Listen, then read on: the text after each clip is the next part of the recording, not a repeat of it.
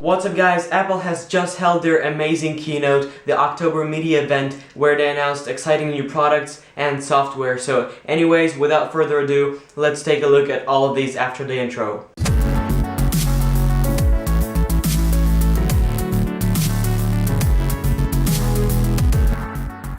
So as usual, first of all, they talked about some updates and information, and at first it was about how the iPhone launch they had with the iPhone 5S and 5C was the biggest one they've ever seen. They had 9 million iPhones sold in the first weekend. There are now more than 1 million apps in the App Store, and they were downloaded more than 60 billion times. I'm actually reading off my notes here because there's a lot to cover.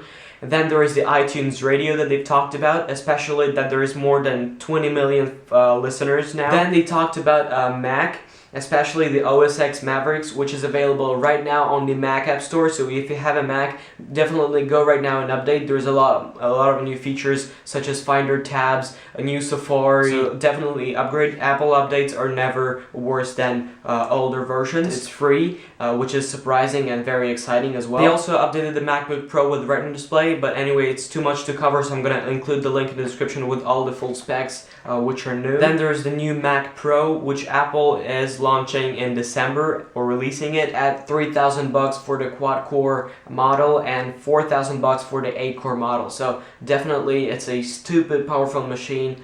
It's just stupid powerful. That's what I wrote in my notes. Then things got a little bit more exciting during the event, and Apple has updated like a bunch of their apps. For example, iLife, with iPhoto, iMovie, and GarageBand. They've updated all of them with brand new icons, of course. The new iLife can now run on 64-bit. I guess that applies for the new iPhone 5S. iPhoto looks a lot better now. It's cleaner and more simple, organized. There's iMovie, which is also cleaner, simpler. It's easier to browse, and it's also very easy to share. And there's also iCloud syncing on all your projects across all your devices. Then there is GarageBand, which has now support for 32 tracks. iCloud support. There is also the new drummer feature they talked about, which auto-creates drums for your track. In total, there is 100 new features in this new iLife update, and all versions for iOS and for OS X are now available, and they're free as of today. Then Apple has also updated its iWork application for OS X especially. It's now a lot faster. There's new pages which have a new format panel on the right side, which actually shows the right tool that you need depending on the situation and what you're working on. There's also a more focus on the content. So Apple usually does that. There is the most focus possible on your content compared to the tool or the panel. And then there's also Numbers and Keynote, which Numbers basically got new graphs and cool looking designs, and then Keynote got object-based animations even on iOS. So that's pretty cool. Then there's a new way to share documents. You can send a link of your document and it's going to open in the browser of the user you're sending it to. They've also created a new feature called Collaboration for iWork for iCloud. You can now work on projects together. Fire up Pages here. Open up this gorgeous poster.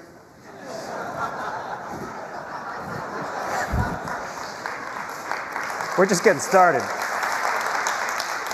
It gets better.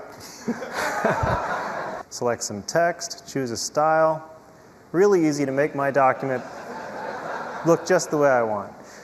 And of course, it wouldn't be Pages if it didn't have awesome image handling. So I'm just going to drag in an even better photo.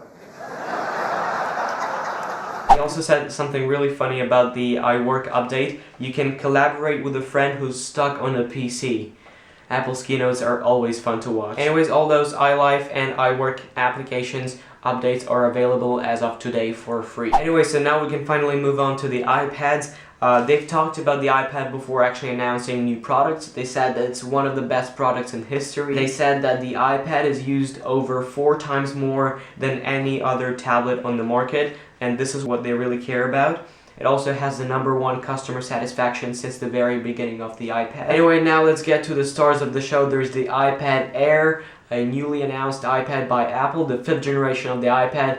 I think they're having some kind of issues on naming the iPads in the recent years, I think. But anyway, that's a long story. So now the iPad Air has got a 128GB version. I think it costs $799. And no, it has no Touch ID unlike the iPhone 5S, and neither has the iPad mini with Retina display, but we'll get to that in a minute. Anyway, it's lighter, thinner, and smaller, and actually a lot lighter. They said that you actually have to hold it and try it out for yourself, and then you can understand the meaning of the iPad Air name. Anyway, now the borders or the bezels of the screen of the iPad Air has now got a lot narrower. They're 43% thinner than the previous generation iPad. It's the lightest full-size tablet in the world. It has 8 times faster performance than the original iPad and 70 times faster graphics than the original iPad. Twice as fast speed at opening files, so that is pretty good. And it has the new MIMO technology to speed up the Wi-Fi usage. I don't know how it's going to work and if it works with all the Wi-Fi networks, but we're gonna see. Dual microphones and a new camera with new sensors.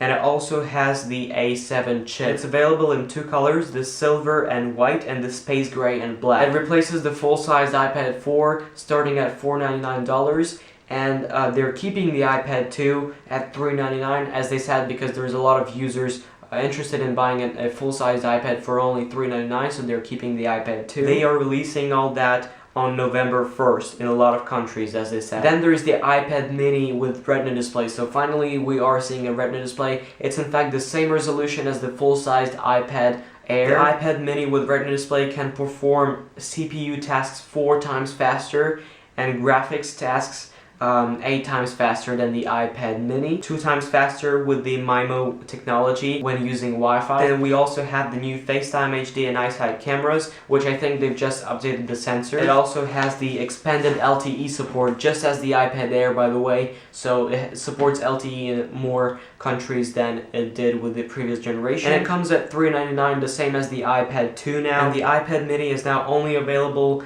at 16 gigabytes for $299, just as the iPad 2. So no, there is no Touch ID for the iPad, guys. Maybe the next generation, who knows. But at least we have the OS X Mavericks, which is free and now available on the Mac App Store. We also have plenty of apps that Apple has upgraded, so that is also pretty exciting. But anyway, thank you guys for watching this recap video. I hope you enjoyed it. If you like this video, be sure to follow me on Twitter and like my Facebook page and also Google Plus if you have one, probably not. But anyways guys, thank you for watching and I'll see you in my next video. Peace.